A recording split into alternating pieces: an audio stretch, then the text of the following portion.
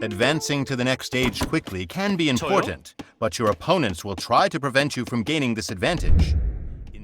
What's up guys, welcome to another Art of War tutorial. Today we're going to get the gold medal in Challenge 7, Defending Against a Rush. And we'll be playing as my most favorite civilization, the Koreans! Okay, so since I recorded the gameplay for this one, the Koreans did receive a notable buff.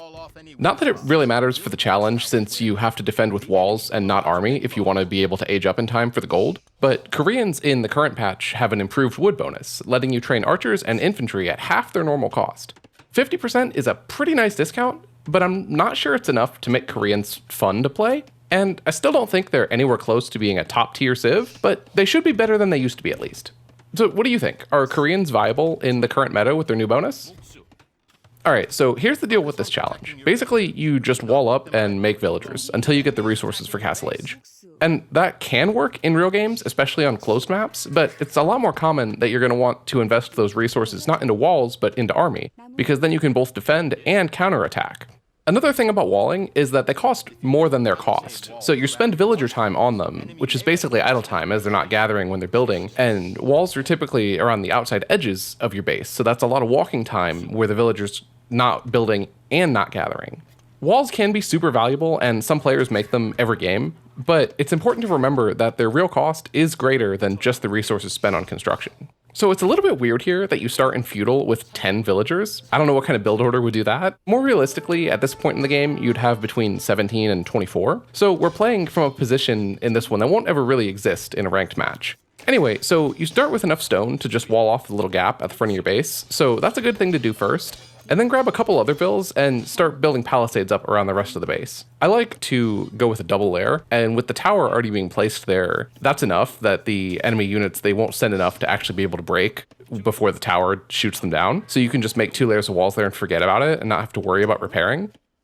Alright, so I've got my gather point just set on this wood line and am pulling villagers away to make farms as I get the wood. A faster way that you can do that is either with the D-pad shortcut or with the site menu over the mill.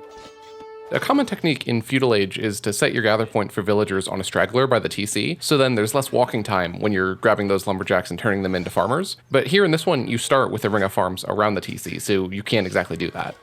There are conveniently, though, some deer that are easy to take to shift queue your villagers, a couple farmers onto them. So the enemy will send a couple scouts over here, but that's nothing to worry about, that the tower will chip away at them and they won't get through.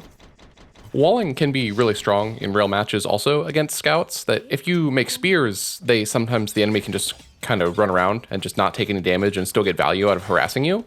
But if you're fully walled by the time the scouts arrive, they kind of just wasted those resources because then they're not able to do anything. And all it cost you was some walling time that your opponent likely also invested into at home just the same. So you don't need a ton of villagers on gold here. I've just had the one, and now that I've got 200, that's enough to age up, and I'm just going to pull him off and make him a farmer. Which is backwards of, in a real match, as you're reaching late feudal, you'd want to be adding to gold to be able to afford your Castle Age army and upgrades. On that front spot, even though they're stone walls, the men-at-arms will eventually be able to break through, but you'll have plenty of time to re-wall behind, like I put a house there. Another thing that you could do here in a real match would be to just make a couple archers.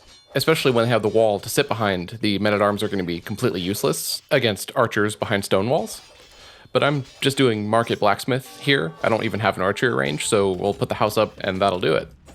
Getting pretty close to the 800 food that we need now at this point. So something to watch out for at this point in the challenge is to make sure that you don't have so many villagers queued up that you end up missing the timing for the gold medal because it looks like you can't afford the research. Which can be a really important thing to keep an eye on in your real matches as well, especially with military production buildings, that if you've got 10 crossbows queued up in each range, that's a huge amount of resources that could be used to get upgrades like ballistics, or even let you have enough wood to keep making farms. If you've got that much queued up and you do have the resources to get everything else that you need, then it's time to add more production buildings so that you always just only have like 2 to 3 of each unit being queued out of each one. Alright, so there's the blacksmith up, got the 800 food, let's click up, let's get that gold medal.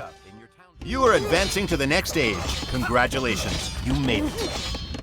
Alright, so that's the gold medal in Art of War Challenge 7, Defending Against a Rush. And if this video helped you get the gold medal, don't forget to like and subscribe. Thanks for watching.